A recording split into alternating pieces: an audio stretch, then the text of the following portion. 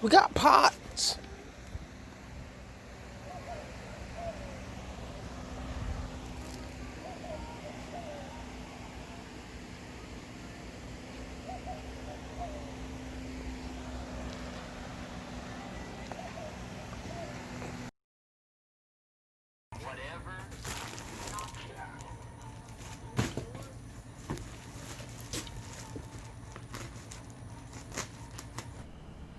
Yo, welcome back.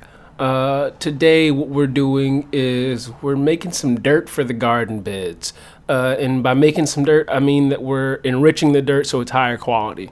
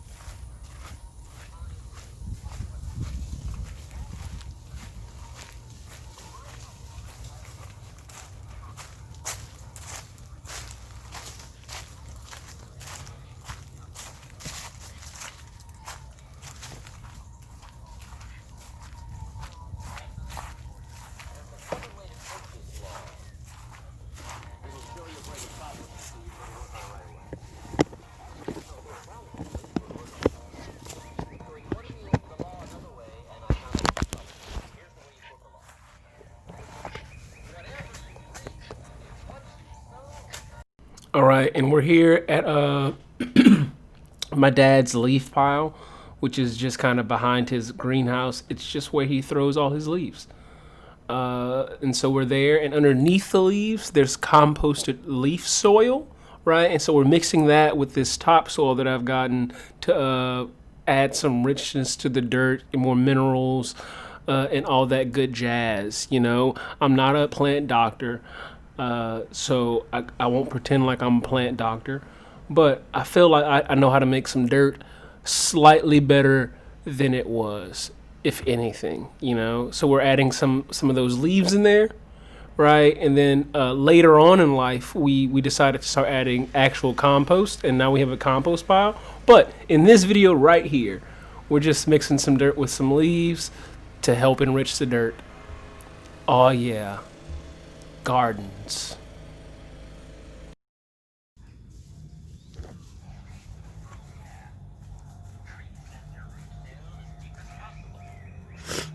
I was looking at the dirt. They got regular old dirt over there. I was trying to figure out if any of it needed to be mixed into this. I don't know.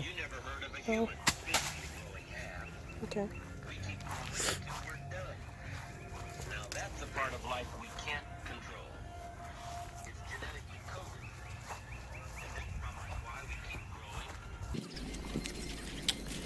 And back through the yard we go.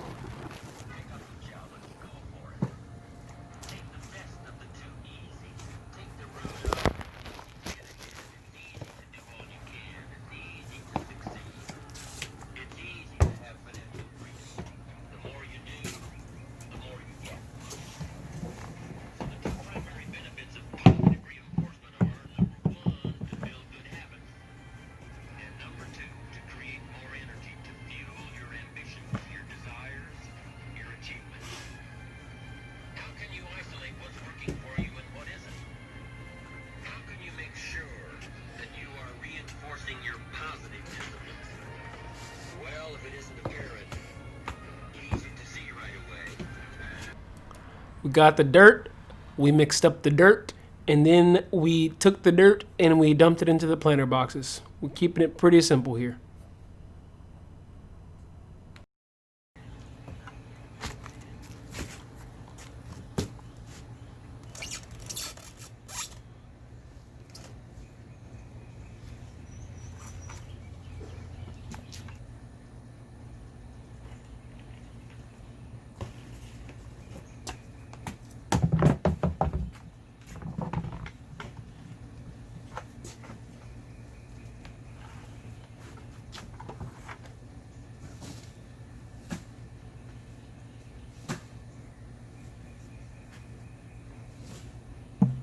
So you've probably been wondering, what are they listening to in the background?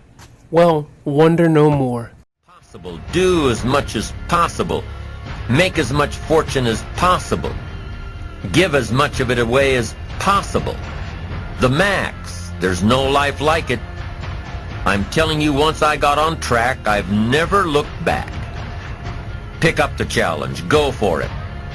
Take the best of the two easies. Take the route of it's easy to get ahead. It's easy to do all you can. It's easy to succeed. It's easy to have financial freedom. The more you do, the more you get. So the two primary benefits of positive reinforcement are, number one, to build good habits, and number two, to create more energy to fuel your ambitions, your desires, your achievements. How can you isolate what's working for you and what isn't? How can you make sure that you are reinforcing your positive disciplines? Well, if it isn't apparent, easy to see right away, if what you're doing is happening in such small increments that you're not sure if you're on track, then you need to be writing it down. You need to keep a journal anyway. But if you really aren't sure that what you're doing is making measurable progress, you need to keep a written record. You need to write down everything that may be relevant in your day. What you did, who you saw, what you felt, how it may or may not affect you now and in the future. The best way to track your activities of the day is to write them down. All right, and on that day, I caught the spirit of tumbling, and I went outside and tumbled. I like it. I haven't done it in a while, but practice makes perfect, and perfect practice makes you even better. I'm going to keep practicing until I can at least do a corkscrew. The best way to track your activities of the week is to write them down. The best way to analyze your progress through the year is to have written it down. Why? So you can look back on it. Because by keeping a written record of your life, you will be more accountable. By putting into writing the action steps that you have planned, you will easily see what works and what doesn't. Most people just try to get through the day, never writing anything down, never keeping track of their progress along the way, never really knowing if they are doing all they can to reach their goals, to drive their ambition. But gifted people learn to get from the day. They don't let a day end without picking up some valuable experience, some emotional content, some idea that may positively affect their future. To get the most from a day, to learn the most from a day, you need to be able to reflect on the day. And how can you reflect on a day unless you record it in history?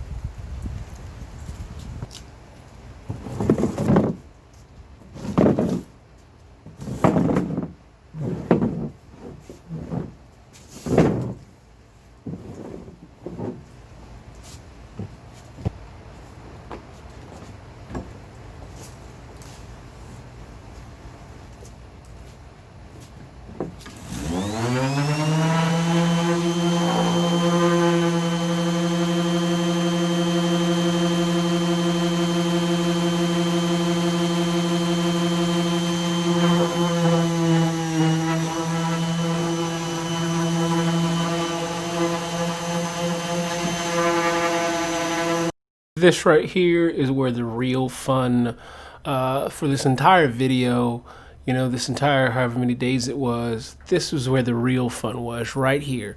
It was sanding this. I had so much fun sanding this. It didn't take forever at all. It was a very smooth process, and I'm happy and grateful that I got to experience that, again in my life, the pleasure of sanding boards until they're, smooth. Yeah, it was great. It was great. I suggest everyone go out there, pick yourself up an orbital sander and a piece of wood, and just get to sanding. See how it feels. Maybe make you a box and then sand that box. I promise you're gonna thank me for it. I promise. You're gonna thank me.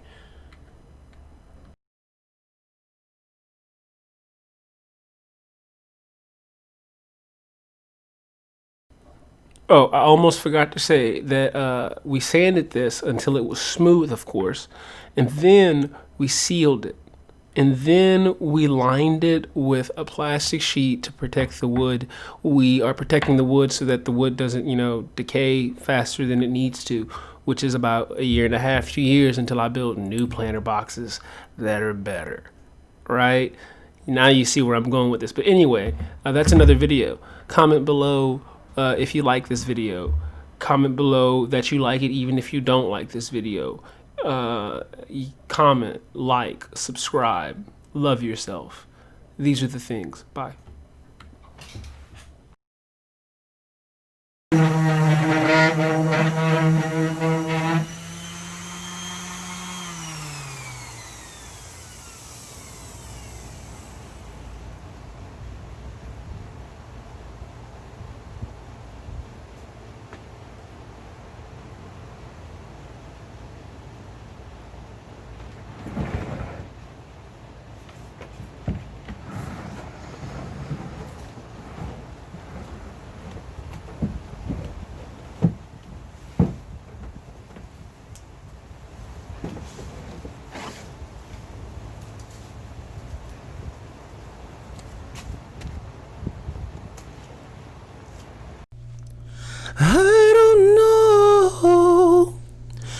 I don't know why you're not subscribed.